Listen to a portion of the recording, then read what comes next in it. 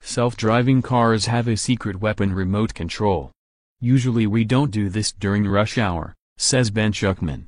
He's driving a Lincoln MKZ sedan, trying to exit a gas station driveway and cross 4 lanes of traffic so he can make a left at the light 20 yards ahead.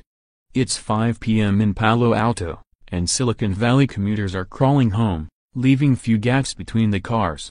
Finally, the car in the closest lane stops, leaving a space for him. The car in the next lane over does too. Schuckman slides in and makes the left. "Good job, Ben," says Shai Maximoff, giving a wave of thanks to those gracious humans.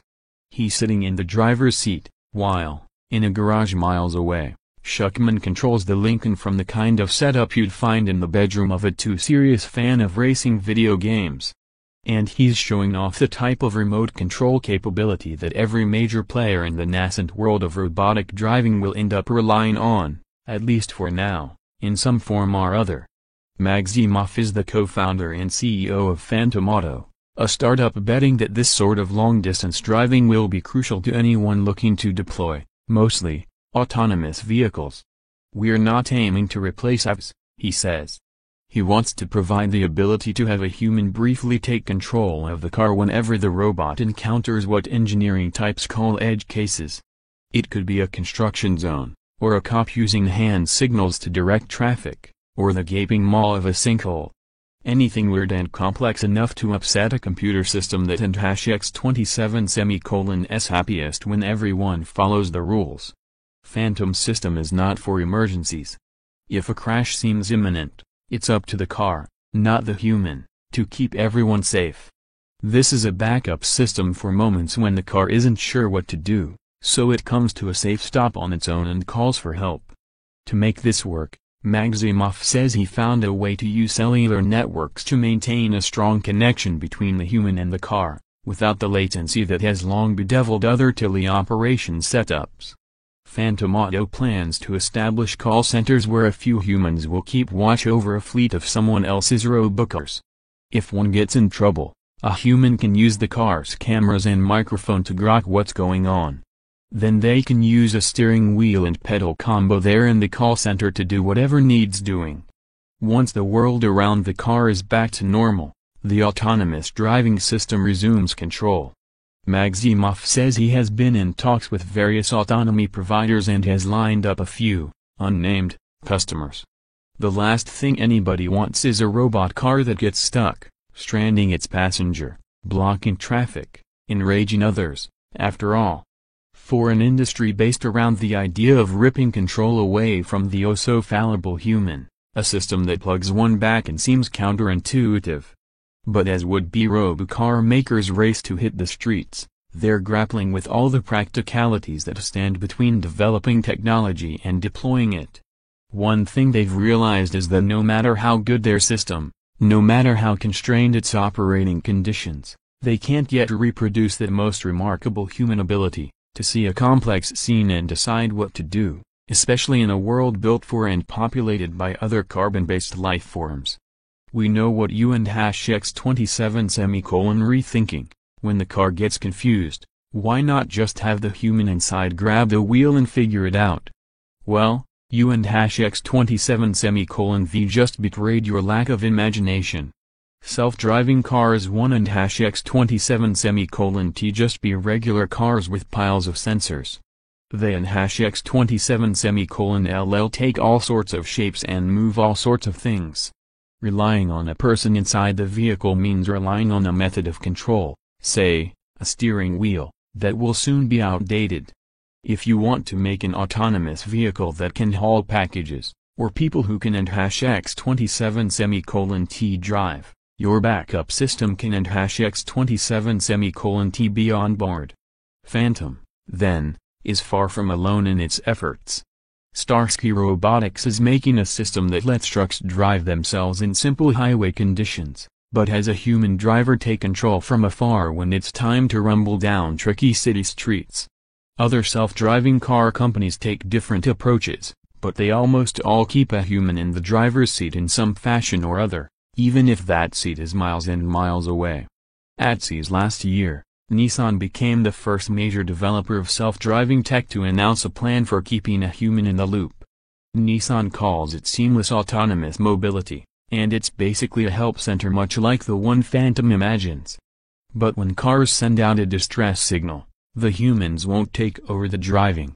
They'll use the car's sensors to look around, determine the best course of action, and issue fresh instructions to the computer on wheels, like cross the yellow line, follow the line of cones, then cross back over after 15 yards.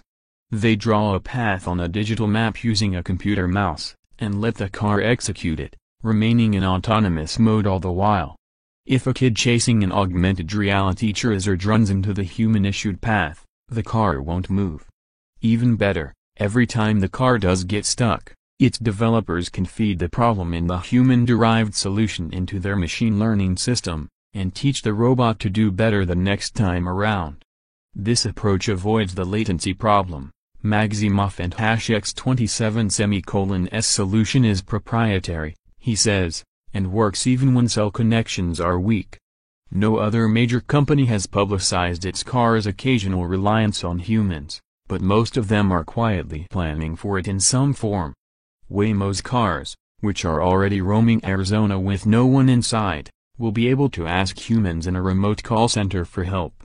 Example: that cop seems to be saying I should go the wrong direction down the one-way street, can you confirm that's cool? General Motors, which plans to launch a Chevy Bolt without a steering wheel or pedals next year, is building a similar system, which it calls Expert Mode, to give those vehicles extra information to help it navigate tricky situations. So is Uber. Spokesperson Sarah Boot calls it a way for us to prepare for the unique edge cases that might come up on the road that Don and X27 necessarily require someone to retrieve the vehicle to resolve the issue. We definitely want human supervising, says Tori Smith, technical program manager for Drive.ai, a startup working with Lyft. Zoox, a stealthy, well-funded startup based in San Francisco, is working on a setup that looks a lot like Nissan's. So is Nutonomy, the MIT spin-off that automotive supplier Delphi bought last year. Ford confirmed this sort of system is part of its development effort too. A spokesperson declined to offer specifics, but noted Ford explored the idea of remotely controlling vehicles back in 2015. A person in a call center can offer more than a timely translation of a traffic cop's hand gestures. With any novel technology, especially one that people trust with their lives, the ability for users to ask a human a question could be crucial. All the developers listed above, including Phantom, plan to use remote humans not just as backup drivers, but as counselors, ready to provide friendly explanations. Another reason so many companies are developing these capabilities, the law might well demand they do so.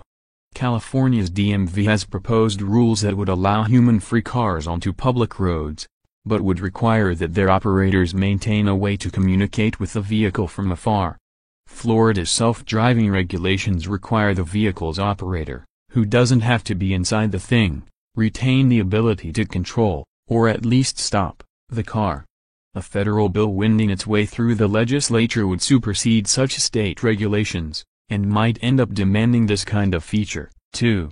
Senator Richard Blumenthal of Connecticut, among the most nervous of Nellies when it comes to unleashed robocars, would like to see the humans stick around. It is critical that this bill holds automakers accountable for necessary safeguards, including robust fallback mechanisms such as safety drivers or teleoperators, he said through a spokesperson. The remote human, however necessary now, will be less and less needed over time, and as these systems get better, a single human overseer will be able to watch over more cars. One example, Waymo's cars used to ask for confirmation before turning right at red lights. Now, they're confident enough to do it on their own. The public will get used to autonomous cars, just like they're now comfortable riding elevators that once had onboard operators. But even elevators get stuck sometimes, and they still have buttons that connect whoever's inside to another human, somewhere far away, ready to lend a hand. A decade ago, The idea of self-driving cars on American city streets was almost unthinkable. But a series of contests spurred the development of software and hardware that have brought us to dawn of the next